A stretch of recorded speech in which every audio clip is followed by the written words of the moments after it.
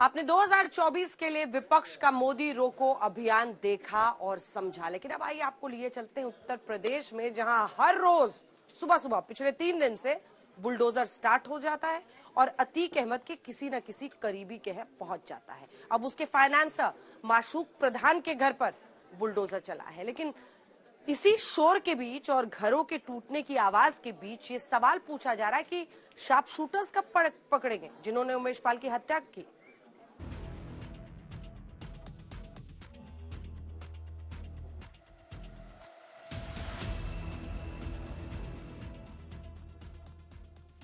UP में बाबा का bulldozer दे दनादन प्रहार कर रहा है। सीएम योगी के इस ऐलान के बाद कि माफियाओं को मिट्टी में मिला देंगे, अतीक अहमद के करीबियों के घर एक के बाद एक मिट्टी में मिलाए जा रहे हैं। 1 मार्च को अतीक अहमद के करीबी जफर के घर को बुलडोजर से ध्वस्त कर दिया जाता है। 2 मार्च को अतीक अहमद के दूसरे करीबी सफदर के घर पर बुलडोजर चलता है और 3 मार्च को अतीक अहमद के फाइनेंसर माशूक प्रधान के घर पर बुलडोजर चला।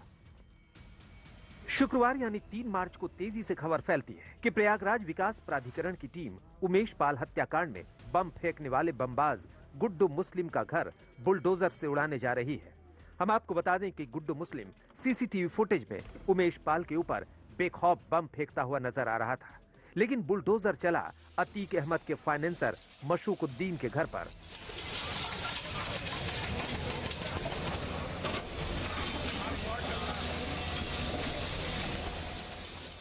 प्रयागराज विकास प्राधिकरण की टीम 3 जेसीबी और 1 पोकलीन मशीन लेकर पहुंचती है और असरौली इलाके में माशूकुद्दीन उर्फ माशूक प्रधान का घर ढहा दिया जाता है।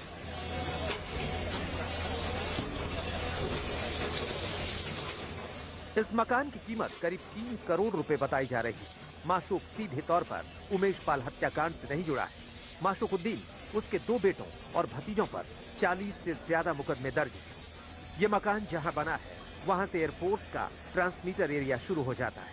इसके निर्माण पर एयरफोर्स ने आपत्ति जताई थी। नक्शा भी पास नहीं हुआ था। इसके बावजूद माशूकुद्दीन ने दबंगई के दम पर यहां घर बना लिया था, लेकिन बुलडोजर के इस एक्शन पर समाजवादी पार्टी अल्पसंख्यक विरोधी बता रही है। क्या बुलडोजर से सारी दुनिया को मिटा दोगे तुम? हैं? अबे एक दिन तुम भी अगर इस ओहदे पर न रहे तो तुम भी उसी सफ में आ जाओगे। ये जुल्म है और खास तौर से मुसलमानों के साथ जुल्म हो रहा है। क्यों किसी का मकान गिराया जा रहा? उसके खिलाफ जो कानून हिंदुस्तान में मौजूद है, कानून के खिलाफ अगर उसने कोई जुर्म किया है तो कानूनी उसको सजा भी होनी चाहिए।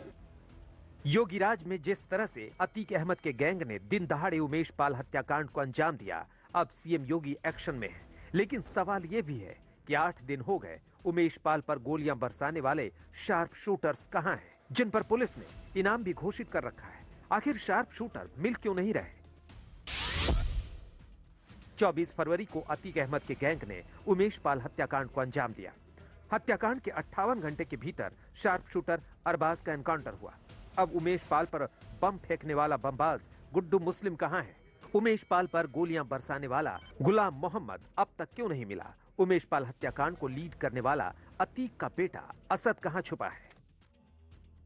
अब एक तरफ सरकार और प्रशासन पर शूटरों को ढूंढने का चैलेंज है, तो दूसरी तरफ जिनके घरों पर बुलडोजर चला है वो भी खुद बेचारा और पीड़ित साबित करने में लगे हुए हैं। सबसे पहले जिस जफर अहमद के घर पर बुलडोजर चला वो सवाल कर रहा है कि उसने अतीक अहमद की पत्नी शाइस्ता को घर किराए पर दिया था।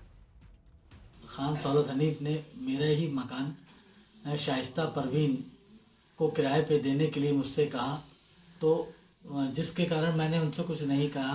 उन्होंने कहा कि इस पर तुमको भी किराया मिलता रहेगा 20,000 रुपये, और वो थोड़ा बहुत मेंटेन करा लेंगे, जो किराए में अपना वो बराबर कर लेंगे।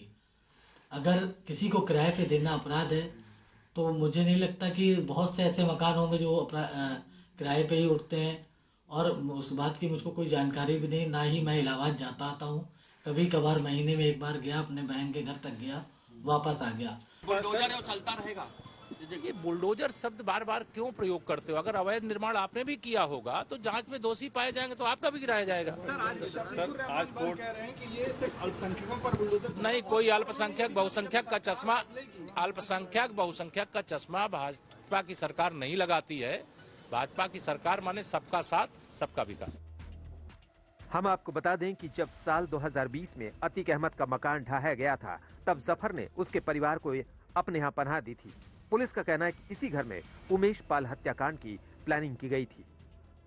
प्रयागराज से संतोष शर्मा के साथ आज तक ब्यूरो।